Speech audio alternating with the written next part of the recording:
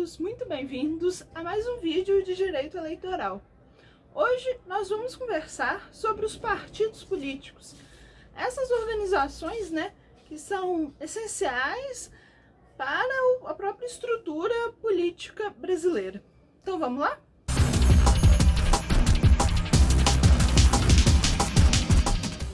Bom, falando então dos partidos políticos.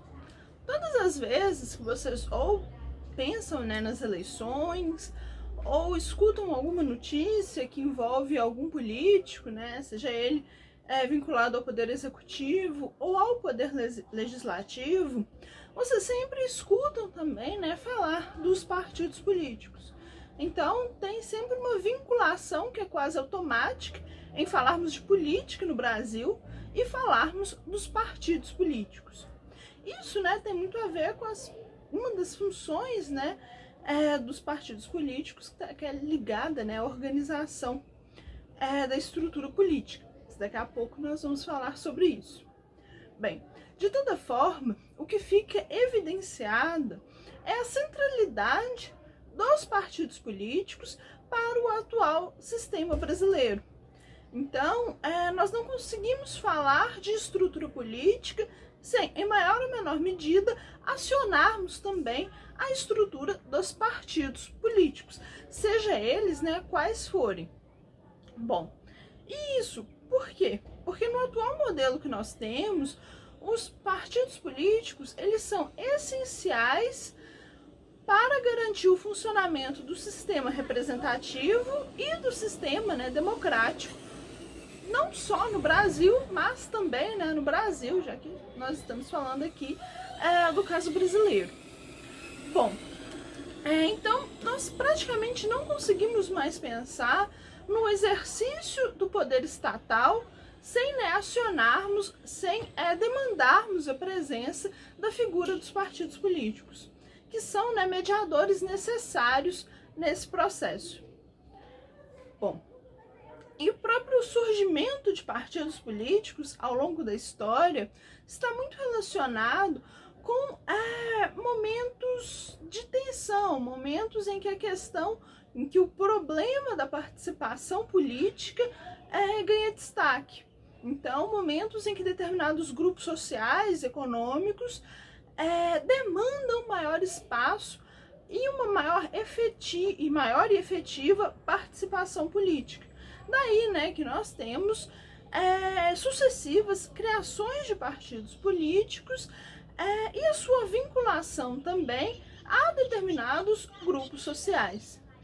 Naturalmente, esses processos variam de acordo com os momentos históricos, variam de acordo com a sua localização, em qual país se deu tal processo histórico, mas em linha geral nós podemos observar que há sim essa vinculação entre grupos que não se sentem representados politicamente pelo status quo e aí demandam a formação de novos partidos, demandam na verdade não só a formação de novos partidos, mas demandam uma brecha no sistema, na forma como ele se encontra, seja ela qual for, de forma que esses grupos possam sim ganhar espaço no cenário político, ganhar voz, mais do que ganhar voz, serem escutados politicamente.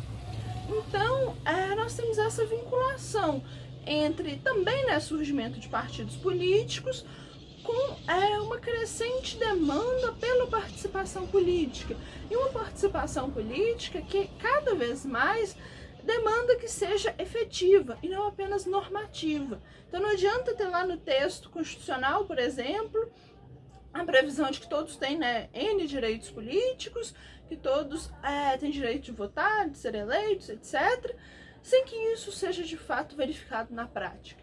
Então, há muitas vezes, por essa discrepância entre texto normativo, por um lado, e expectativa social, por outra, em termos de canais de participação ou de oportunidades mesmo de interferência na política, que costumam surgir partidos políticos, que grupos costumam se organizar politicamente, chegando um momento futuro a dar ensejo ao surgimento de partidos políticos ou de reformulação de partidos já existentes.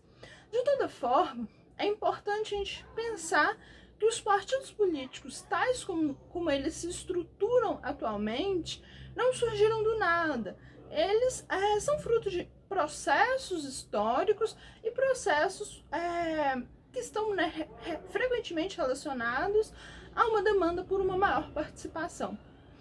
E no caso brasileiro, especificamente, nós podemos relacionar, né, numa perspectiva assim, de uma história mais recente, relacionar os nossos partidos atuais com o momento pós-ditatorial, né, em que a gente superou aquele período de um bipartidarismo, e um bipartidarismo meio de fachada ainda por cima, uma oposição, né, que era controlada, que não podia de fato, não tinha efetivas chances de assumir o poder, mas em razão, né, do período ditatorial, mas que foi substituído por um sistema de pluripartidarismo. Tanto, né, que nós vemos a multiplicidade de siglas partidárias que nós temos atualmente no Brasil. Bom, em relação aos partidos políticos, importa agora também termos uma ideia conceitual do que, afinal de contas, são esses partidos. Então vejamos a classificação proposta por José Jairo Gomes. Compreende-se por partido político a entidade formada pela livre associação de pessoas com organização estável, cujas finalidades são alcançar e ou manter de maneira legítima o poder político estatal e assegurar, no interesse do regime democrático de direito, a autenticidade do sistema representativo, o regular funcionamento do governo e das instituições políticas, bem como a implementação dos direitos humanos fundamentais. A partir dessa definição proposta por José Jairo Gomes, nós podemos destacar alguns elementos essenciais. O primeiro deles diz respeito ao objetivo dos partidos políticos de alcançarem e ou se manterem no poder. Isso porque essa é a característica, esse é o elemento que vai distinguir os partidos políticos de outras associações, grupos de interesse, enfim, de outro grupo não partidário, mas que também, né, tenha como fins preservar o Estado Democrático de Direito, garantir a proteção aos direitos humanos, enfim. É o elemento propriamente distintivo dos partidos políticos. Isso é, eles objetivam, de fato, alcançar e se manter no poder político, né, incluindo aí executivo e legislativo. Bom, também precisamos destacar a importância dos partidos se manterem fiéis aos princípios democrático e representativo, bem como a proteção incondicional aos direitos humanos. Esses são elementos, né, constitucionais, são princípios constitucionais aos quais os partidos políticos também estão vinculados.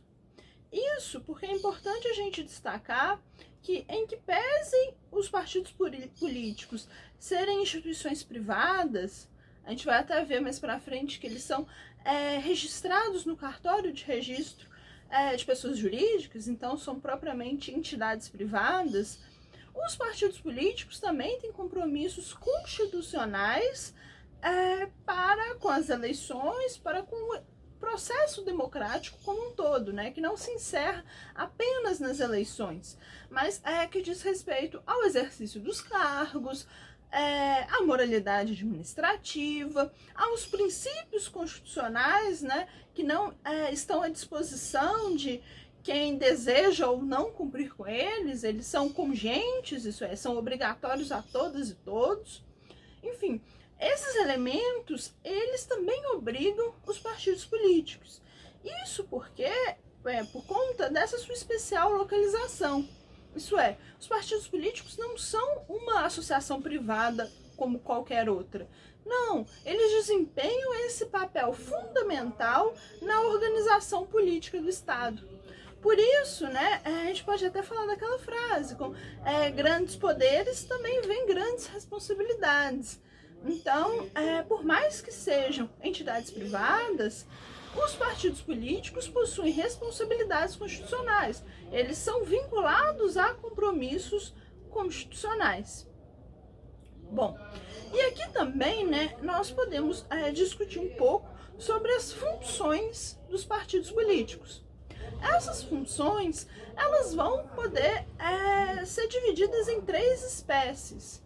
São elas: as funções relacionadas ao governo, as que dizem respeito ao partido como organização e as relacionadas ao eleitorado.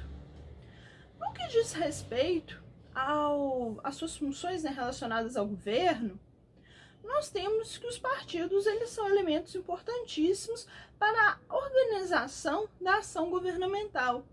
Isso é, para que sejam implementadas determinadas agendas políticas, para a própria gestão interna, para a própria estruturação interna do governo.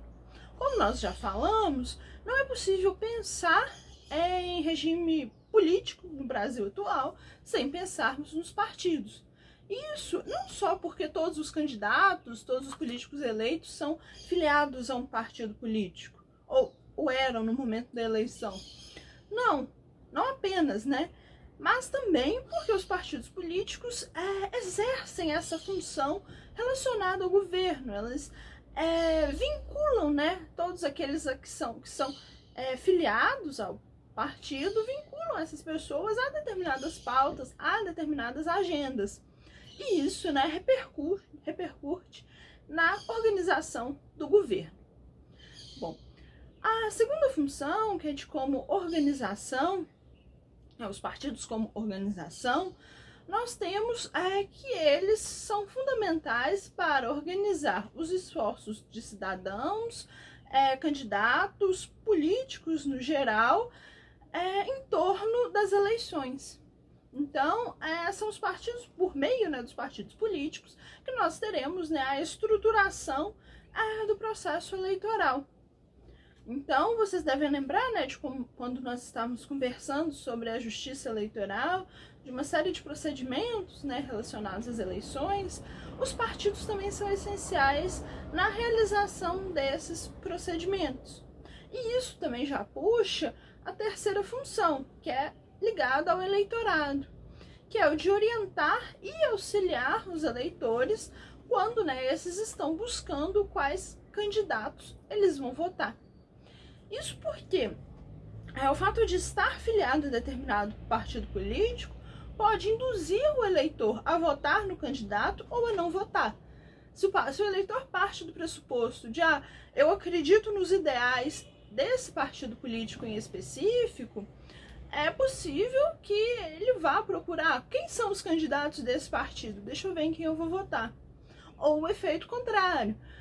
Eu definitivamente não acredito na proposta trazida por este partido, então eu não voto em candidatos, né, vinculados a ele. Então essas 3 funções, elas meio que se misturam um pouco, né? Não é possível estabelecer muito claramente aqui começa uma, aqui começa a outra. Mas elas nos trazem, né, uma ideia geral da importância dos partidos políticos no nosso sistema político atual. Então, é extremamente necessária a existência dos partidos políticos, primeiro, para que determinadas agendas sejam colocadas ante os governos. Quer dizer que só partidos políticos fazem isso? Não. Mas que eles são instrumentos importantes nesse sentido. E também, né, para a organização da sistemática política como um todo, colocando lado a lado, né, eleitores, políticos, candidatos, e no momento objetivo das eleições, facilitando ao eleitorado a escolha dos seus candidatos. Então, os partidos políticos, eles têm uma importância tão significativa que, né, há previsão constitucional a respeito deles. Então, a Constituição Federal, em seu artigo 17, ela vai tratar dos artigos políticos. Vejamos. Artigo 17. É livre a criação, fusão incorporação e extinção de partidos políticos, resguardados a soberania nacional, o regime democrático, o pluripartidarismo, os direitos fundamentais da pessoa humana e observados os seguintes preceitos: caráter nacional, proibição de recebimento de recursos financeiros de entidade ou governos estrangeiros ou de subordinação a eles, prestação de contas à Justiça Eleitoral e funcionamento parlamentar de acordo com a lei. Bom, esses elementos, né, já nos trazem alguns indícios, né, algumas características importantes do sistema partidário brasileiro. E aqui eu vou destacar o caráter nacional, porque quando a gente fala aqui em caráter nacional, não quer dizer que tem que ser brasileiro. Não, isso é óbvio, né? Isso o inciso 2º já nos diz, né? Quando ele vai falar da proibição de vinculação ou subordinação a elemento estrangeiro. Mas quando a gente fala desse caráter nacional, que é essencial ao partido, aqui nós estamos falando de uma abrangência territorial. Isso, novamente, aqui a gente vai resgatar de novo a República Café com Leite, quando nós tínhamos uma preponderância do Partido Republicano Mineiro e Paulista. Então, com essa preponderância desses dois estados e essa oscilação no poder, quando não era o Partido Mineiro que estava no poder, era o Paulista, e assim sucessivamente, nós tínhamos um sistema que de fato não representava a federação como um todo. E como eu já disse em outros vídeos, o direito eleitoral brasileiro tem como um dos seus objetivos, uma de suas bases, evitar que esses momentos anteriores se repitam. Então aqui nós temos a previsão expressa de que os partidos políticos eles devem ter um caráter nacional, uma abrangência nacional. E isso vai refletir no que nós vamos ver daqui a pouco, que diz respeito ao processo de criação de partidos políticos. Bom, é também importante destacar, né, a necessidade de todos os partidos políticos prestarem contas. E essa prestação de contas não é apenas a prestação de contas dos candidatos após as eleições.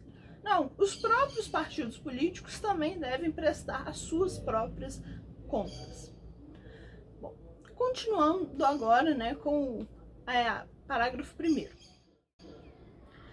É assegurada aos partidos políticos autonomia para definir sua estrutura interna e estabelecer regras sobre escolha, formação e duração de seus órgãos permanentes e provisórios, e sobre sua organização e funcionamento, e para adotar os critérios de escolha e o regime de suas coligações nas eleições majoritárias, vedada sua celebração nas eleições proporcionais, sem obrigatoriedade de vinculação entre as candidaturas em âmbito nacional, estadual, distrital ou municipal, devendo seus estatutos estabelecer normas de disciplina e fidelidade partidária. Então esse parágrafo 1º aqui também nos diz muita coisa. Primeiro, em relação à autonomia partidária. Olha, os partidos políticos, eles têm sim autonomia para se gerir, né, para gerir suas questões internas. Mas essa é uma autonomia mediada pelos princípios constitucionais. Tanto é que o TSE, em consulta, né, que foi julgada no presente ano de 2020, afirmou que os partidos políticos deveriam sim, nas eleições para os seus órgãos internos, respeitar um mínimo de 30% de candidaturas de mulheres, para formar seus diretórios, enfim, a sua gestão interna. Isso, por que o TSE pode, né, falar isso? Porque, como, né, eu já falei, os partidos políticos, eles são vinculados a determinados compromissos democráticos e representativos. Então, eles têm sim autonomia para dirimir suas questões, mas essa autonomia é balizada por esses princípios constitucionais. Por isso não podemos pensar que numa autonomia absoluta, sem qualquer tipo de regramento. Não, a atuação dos partidos políticos precisa necessariamente, né, levar em consideração esses preceitos constitucionais. Outra questão interessante, e que nós já estamos, né, experienciando um pouco de seus efeitos nas eleições de 2020, é a impossibilidade agora dos partidos políticos realizarem coligações para as eleições proporcionais. Isso é, para as eleições de vereadores, deputados estaduais e deputados federais. Essas coligações só poderão valer para as eleições majoritárias. No caso específico das eleições de 2020, isso quer dizer que só podem, né, ser feitas coligações para as eleições para prefeito, considerando, né, que em 2020 nós temos apenas eleições municipais. E isso, né, já começa a se discutir um pouco que um dos efeitos dessa situação, né, dessa proibição de coligações nas eleições proporcionais é a multiplicidade de candidaturas aos cargos do executivo. Novamente, no caso de 2020, os cargos de prefeito. Então, considerando, né, que o partido ter uma candidatura própria para prefeito talvez possa chamar atenção para os seus candidatos nas eleições proporcionais, nas eleições para as câmaras de vereadores, nós tivemos uma série de partidos e um crescimento até no número de candidaturas ao cargo de prefeito. Mas é uma questão que ainda precisa ser observada, visto que essas são as primeiras eleições em que, de fato, as coligações para as eleições proporcionais estão completamente proibidas. O parágrafo 2º do artigo 17 dispõe que os partidos políticos, após adquirirem personalidade jurídica na forma da lei, registrarão seus estatutos no TSE. Bom, e aqui, né, o nosso chamado, essa ponte, né, para discutirmos um pouco sobre a criação e a formação de partidos políticos. Aqui nós já temos esses dois indicativos, né, de que os partidos eles devem ser registrados primeiro no cartório competente e, na sequência, esse registro deve ser levado ao TSE.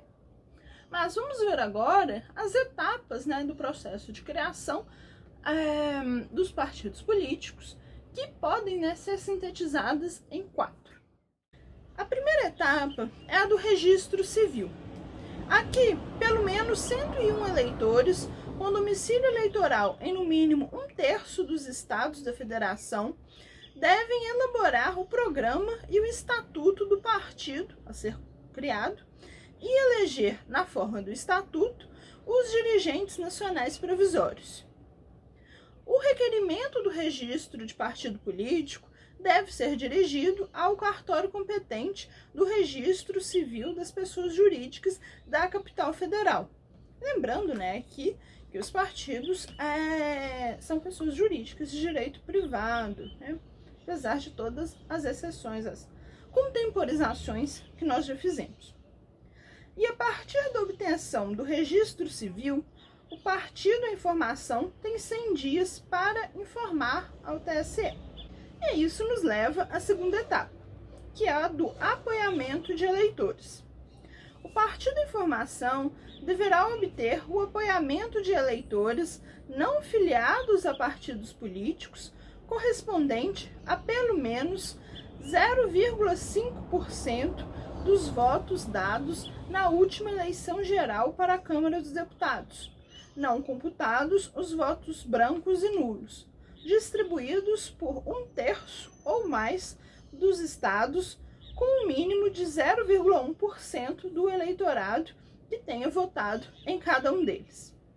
O apoiamento deve ser obtido no prazo de 2 anos, a partir da aquisição da personalidade jurídica. A terceira etapa, que é a do registro dos órgãos partidários nos tribunais regionais eleitorais estaduais, né, temos que, após a constituição definitiva e a designação dos órgãos de direção regional e municipal, o presidente regional do partido político em formação deve solicitar o registro no respectivo TRE. E aí, na quarta etapa, que é a do registro do estatuto e do órgão de direção nacional no TSE, quando forem registrados os órgãos de direção regional em pelo menos 1/3 dos estados, o presidente do partido político em formação deve solicitar o registro do estatuto e do respectivo órgão direcional nacional no TSE. Então nós temos um processo que vocês podem ver que objetiva garantir que esse partido político em formação ele seja de abrangência nacional. Sempre estamos falando aqui de representatividade em pelo menos 1/3 dos estados da federação, não podendo mais ser aquela coisa de 1 ou 2 estados. Bom, e aqui nós temos que a principal dificuldade para a formação de partidos políticos está na segunda etapa, porque é nela que nós vamos precisar de um apoiamento de um número expressivo de eleitores, lembrando que esses eleitores não podem ser vinculados, não podem ser filiados a nenhum outro partido político, distribuídos nacionalmente, né? E apesar dos números parecerem baixos, 0,5%, 0,1%, isso acaba representando um contingente significativo do eleitorado, o que em alguns casos, né, acaba inviabilizando a criação de novos partidos. E aqui, gente, essa inviabilização não é no sentido de cercear a criação de partidos políticos, mas de evitar um crescimento ainda mais exponencial de partidos, considerando, né, que nós já temos um sistema pluripartidário com muitos partidos políticos. Então o objetivo aqui é garantir que, olha, não é só porque você teve uma briga pessoal com o dirigente do seu partido que você vai sair e fundar um novo. Não, você pode até fazer isso, mas você vai precisar de um respaldo maior de um maior grupo social. Então não adianta só você estar em desacordo com aquele partido, com aquele dirigente. Não, é preciso um movimento maior, é necessário um movimento nacional, a nível nacional, para que se consiga criar um partido político. Então aqui o objetivo não é cercear o direito de criar novos partidos, mas regulamentá-lo, criar um procedimento que, se por um lado permite essa nova criação, faz com que também essa criação não se torne arbitrária e acabe levando, né, a partidos de fachada, que buscam apenas acesso ao fundo eleitoral e que não representam propriamente dito nenhum outro grupo social. Então, assim, ele acabaria perdendo, né, a sua função de ser. Por isso, né, existem esses requisitos tão específicos. Então, vamos continuar agora, né, voltando para o texto constitucional, para os parágrafos seguintes. Parágrafo 3º do artigo 17.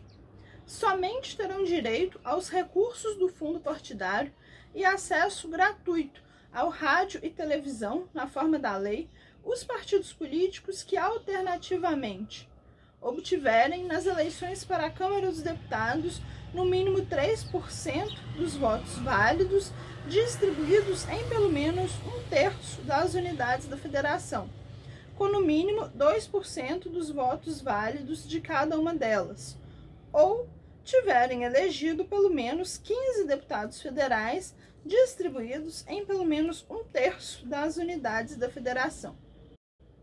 Parágrafo 4º. É vedada a utilização pelos partidos políticos de organização paramilitar. Parágrafo 5º. Ao eleito por partido que não preencher os requisitos previstos no parágrafo 3º deste artigo, é assegurado o mandato e facultada a filiação, sem perda do mandato, a outro partido que os tenha atingido, não sendo essa filiação considerada para fins de distribuição dos recursos do fundo partidário e de acesso gratuito ao tempo de rádio e televisão. Bom, aqui nós temos, principalmente no que se refere aos parágrafos 3º e 5º, mecanismos, né, que buscam também controlar a proliferação de partidos que algumas das vezes serão chamados de partidos de fachada, que objetivavam apenas ter acesso ao fundo eleitoral sem, né, trazer uma maior representatividade de qualquer setor da população. Então, é por isso, né, essa cláusula que limita ou que condiciona o acesso ao fundo partidário e ao tempo de propaganda gratuita em rádio e televisão a partidos que tenham essa, novamente, representatividade nacional, isso especificamente na Câmara dos Deputados. Bom, e com relação ao parágrafo 4º, ele é um parágrafo muito interessante, porque ele vai proibir a vinculação da atuação de partidos políticos com a atuação de milícias. E aqui, nesse sentido, também é proibido, por exemplo, que os partidos políticos adotem determinados uniformes, né? Adotem uniformes para os seus coligionários. Isso é, os filiados ao partido político não poderão ser obrigados a andar uniformizados. Por que isso? Primeiro, porque essa vinculação de partidos políticos a forças militares ou paramilitares poderia, né, ocasionar um enfraquecimento do sistema democrático, representando até mesmo uma ameaça à estrutura democrática, separação dos poderes, enfim. Assim como também, né, se pensarmos em um partido vinculado a forças militares ou paramilitares, que tenha instituído a necessidade de seus membros utilizarem uniformes, o que nos vem à mente, numa rápida, né, rememoração histórica, são os regimes totalitários, os regimes de exceção. Então, né, esse dispositivo constitucional visa exatamente impedir que, né, os partidos possam ter essa relação com forças militares ou paramilitares, levando, né, a um risco à própria democracia. Bom, essas são, né, as principais considerações acerca dos partidos políticos. É muito importante destacar essa íntima relação entre partidos políticos e a necessidade e imperatividade de efetivação dos princípios democráticos. Isso porque os partidos devem atuar dessa forma tanto externamente, no que diz respeito à sua relação com o eleitorado, seu posicionamento ante eleições limpas, né, livres de fraudes, mas também a sua própria gestão interna. Isso é, a gente fala de uma autonomia partidária, mas a gente fala de uma autonomia partidária localizada no texto constitucional. Isso é, localizada em meio a uma série, né, de princípios e garantias constitucionais. Bem, espero que tenha ficado claro e no caso de quaisquer dúvidas, vocês podem comentar abaixo. Não deixem também de ler, né, as sugestões de bibliografia também colocadas na descrição do vídeo. Até a próxima!